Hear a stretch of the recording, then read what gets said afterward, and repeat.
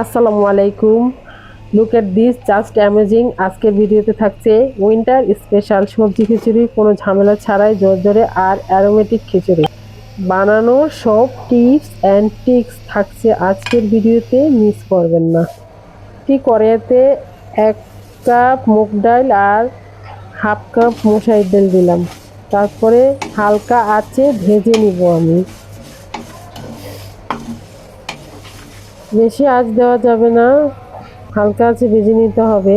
কড়াই গরম হওয়ার পর হাফ কাপ তেল দিলাম, পেঁয়াজ দিব 1 কাপের মতো, তারপরে তেজপাতা 2টি দিয়েছি, দারচিনি 4-5টি দিয়েছি, এলাচিও 4-5টা, লংও 5-6টা দিচ্ছি।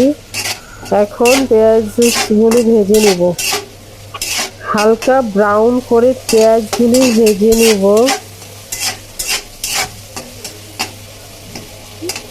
এখন আমি নেড়ে দিচ্ছি। 1 চামচ রসুন, 1 চামচ আদা বাটা দিলাম, এখন তেলে ভেজে নিব। 1 চামচ হলুদের গুঁড়া দিলাম সামান্য, সাথে একটু পানি দিয়েছিলাম। 1 চামচ মরিচের গুঁড়া, 2 চামচ লবণ দিয়েছি।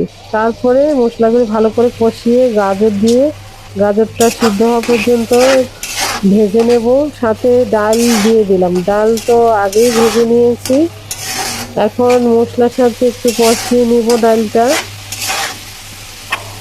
প্রায় কষানো হয়ে গেছে, এখন পানি দিব 8 কাপের মতো।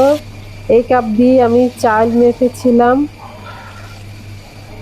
8 কাপ পানি দেব। এখানে ডাল আছে 1 কাপের মতো, চাল আছে 3 কাপ, এই জন্য ডাবল পানি দিলাম। যেই কাপে চাল মেপেছি ডাল মেপেছি ওই কাপেই পানি দিলাম। এখানে 4 কাপের জন্য 8 কাপ পানি দিয়েছি। পানিতে বলক আসার পর চালগুলি দিয়ে দিলাম। চাল নিয়েছি আমি বাসমতি চালের, 1 ঘন্টা ভিজিয়ে রেখেছিলাম ভালো করে ধুয়ে, তারপরে ওই চালটা দিলাম।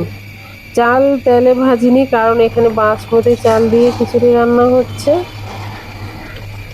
মশলা দিলাম 1 চামচ, এটা একটা স্পেশাল মশলা খিচুড়ির, গরম মশলাও বলতে পারেন।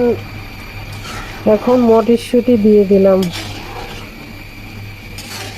মটরশুঁটি দেওয়ার পর চালটাকে একটু উল্টিয়ে পাল্টিয়ে দিচ্ছি, নিচে যাতে লেগে না যায়, সেই জন্য আস্তে আস্তে আলতো হাতে উল্টিয়ে দিচ্ছিলাম।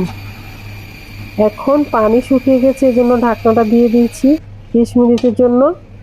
চুলার আঁচটা একদম লো হিটে আমি 20 মিনিট রেখেছি। এখন ঢাকনা খুললাম, এখন উল্টিয়ে দেখবো যে রাইসটা কেমন হয়েছে। একদম ঝরঝরে এত সুন্দর খিচুড়িটা হয়েছে এবং খেতেও অনেক মজা হয়েছে। দেখুন কত ঝরঝরে হয়েছে খিচুড়িটা, দেখুন একদম ঝরঝরে। বাসমতি চালের খিচুড়ি এত মজা লাগে, গরুর গোশ বা হাঁসের মাংস দিয়ে খেতে খুবই ভালো লাগে। শীতের দুপুরে এই ঝরঝরে খিচুড়ি জাস্ট অ্যামেজিং লাগে। ভিডিওটি এনজয় করলে শেয়ার করতে ভুলবেন না, সাবস্ক্রাইব করে দিবেন প্লিজ।